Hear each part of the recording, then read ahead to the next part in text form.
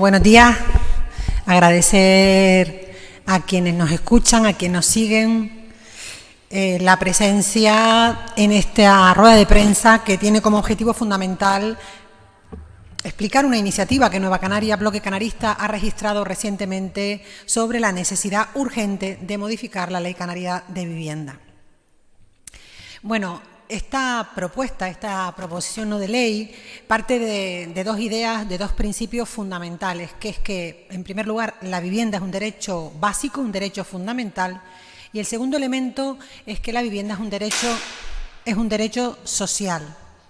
Esta concepción de la vivienda como un derecho básico, como un derecho fundamental y como un derecho social es fundamental para poder entender lo que pretendemos con esta iniciativa y con el mandato que le daría el Parlamento a este Gobierno para que acceder a una vivienda digna, no sea una misión imposible hoy en Canarias, no sea una utopía, sino que sea una realidad, un derecho realmente del que puedan beneficiarse todos los ciudadanos y ciudadanas que lo necesitan. Decía al principio que hablamos de un derecho fundamental porque así lo recoge la normativa internacional, existe una amplia normativa, así se recoge en esta propuesta, y también lo recoge la Constitución, como todos saben, en el artículo 47, y el Estatuto de Autonomía de Canarias también, en el artículo 22, recoge este derecho. Por tanto, no hablamos de una cuestión graciable, ni siquiera de una pretensión o aspiración razonable, sino de un derecho fundamental. ¿Por qué traemos esta propuesta de modificar la Ley Canaria de Vivienda? La razón fundamental es ante el fracaso reiterado de este Gobierno en materia de vivienda. Ya han pasado 2 años, estamos prácticamente en el ecuador del mandato y sin duda la vivienda es uno de los mayores problemas de esta tierra y sin duda también es una de las mayores preocupaciones de la mayoría de nuestra sociedad, especialmente de los trabajadores, de las trabajadoras, de la clase media también y también de nuestra población más joven. Y es así por una razón fundamental, porque no hay vivienda en alquiler a precio asequible y porque además el precio no para de crecer de manera desorbitada en los últimos años. Todos los datos de los principales portales inmobiliarios, porque realmente como no tenemos un observatorio canario de vivienda, quien nos dicta por dónde va el precio de la vivienda no es el Gobierno, sino son los portales inmobiliarios, pues todos esos datos que se apuntan periódicamente hablan de que no para de crecer. El último dato que publicaban los medios de comunicación hablaba de un crecimiento del 14% y en el último año hablamos de que ha habido una subida de 342 euros por metro cuadrado. Esto está suponiendo para muchos jóvenes, para muchas familias, una situación insoportable. Están teniendo que dedicar al alquiler más del 40% e incluso el 50% de sus ingresos, con lo que esto significa para la vida y para la economía familiar. Sabemos que no hay una oferta suficiente y la que hay, como acabamos de decir, es cara, que no hay vivienda protegida. Aquí Canarias tiene un problema muy serio, que es que durante décadas no hemos prácticamente construido viviendas ni sociales ni a precio asequible, lo que se llama vivienda protegida.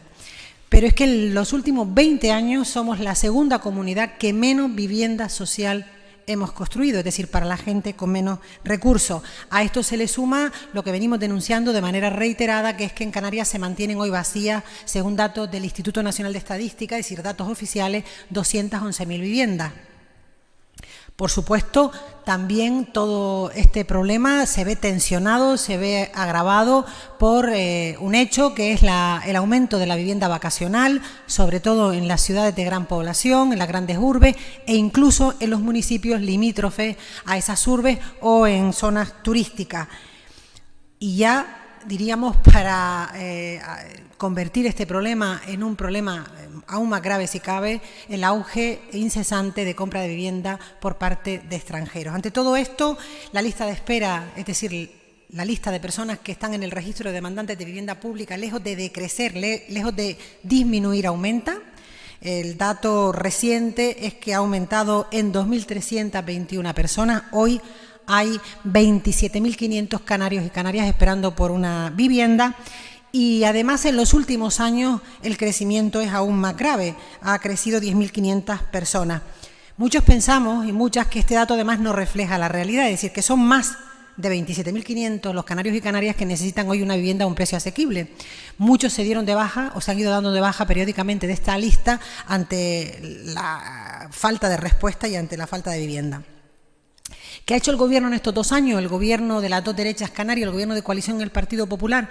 Si tuviéramos que resumir las medidas que ha adoptado para resolver el problema, hablaríamos de 2 grandes medidas.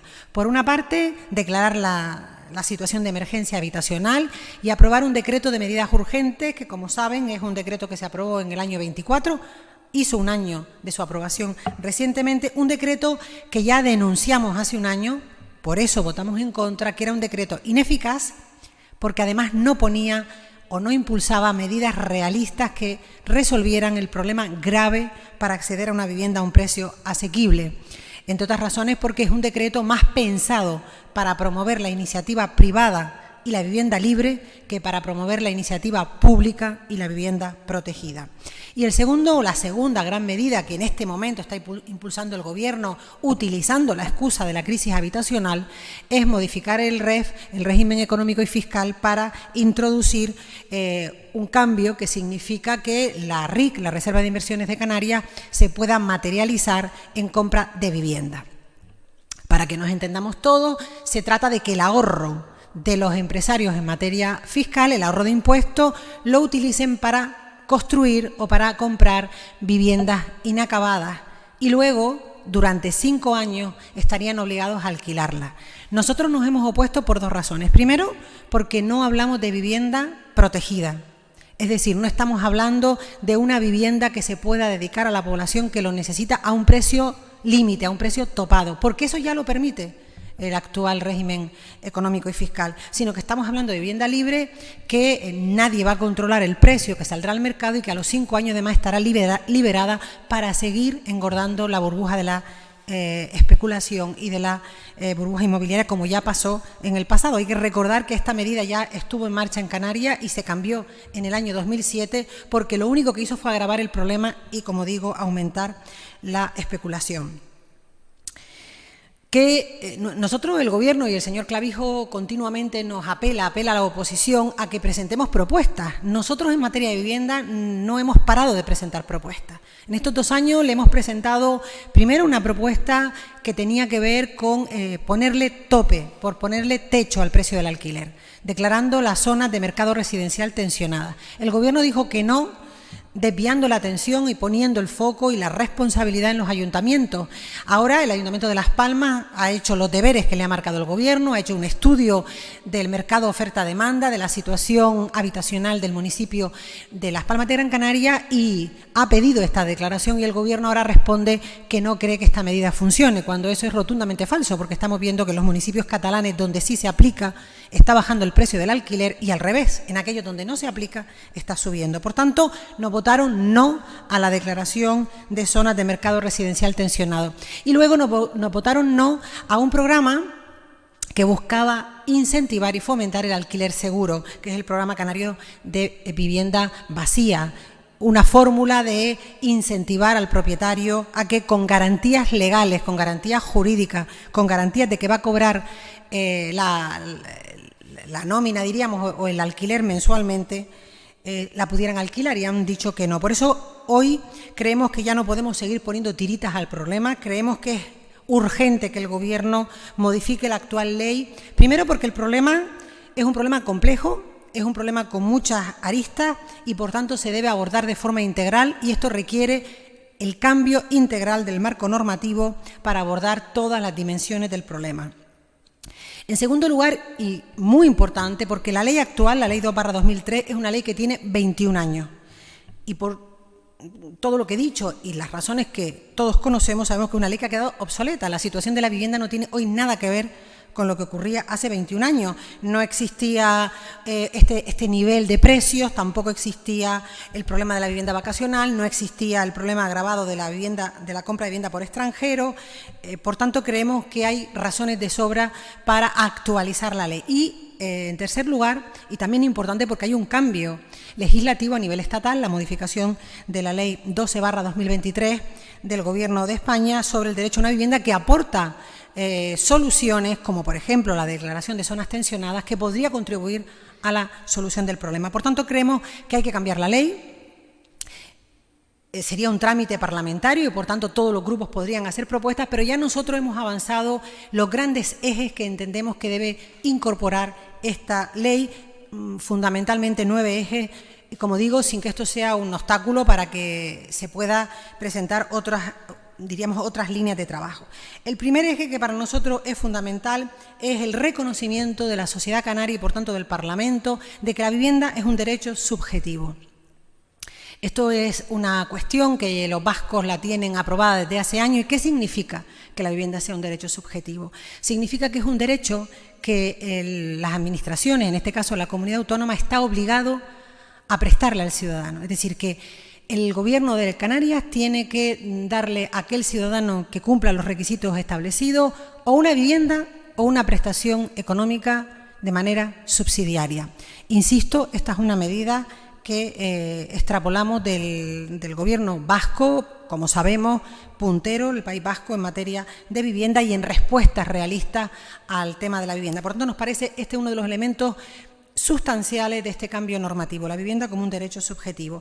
Luego, el compromiso inversor. Si queremos construir más vivienda pública, más vivienda protegida, es fundamental poner recursos.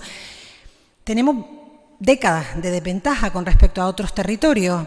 Por eso proponemos que se invierta como mínimo un 0,4 de nuestra riqueza, de nuestro Producto Interior Bruto, de manera plurianual, que es lo que invierte la media europea, que por cierto tiene un parque de vivienda social muchísimo mayor que Canarias y España, y sin embargo invierten muchísimo más. Bueno, pues planteamos este 0,4%, que con los datos últimos de nuestro Producto Interior Bruto estaríamos hablando de una inversión de fondos de la comunidad autónoma de 216 millones. Esto podría permitir darle un verdadero impulso a la construcción de vivienda de protección oficial, de vivienda pública, de vivienda social y también de vivienda para otros sectores de la sociedad que no pueden ir al mercado: jóvenes, mayores, familias, trabajadores, incluso clase media. Luego, otra novedad, copiada también de la ley vasca, son los alojamientos dotacionales. ¿De qué hablamos? Hablamos de edificaciones residenciales aptas para ser habitadas, destinadas a resolver problemas habitacionales temporales. Sería un recurso habitacional que tendría una rotación de 5 años, dirigido a jóvenes mayores de 65 años, familias en riesgo de exclusión, que por situaciones sobrevenidas necesitan una vivienda de manera urgente. Estos alojamientos son, como digo, viviendas relativamente pequeñas, de 40 metros cuadrados, porque disponen de espacios comunitarios: lavandería, zonas de ocio, zonas de esparcimiento, etcétera, que complementan lo que es el habitáculo estrictamente y, como digo, espacios comunes.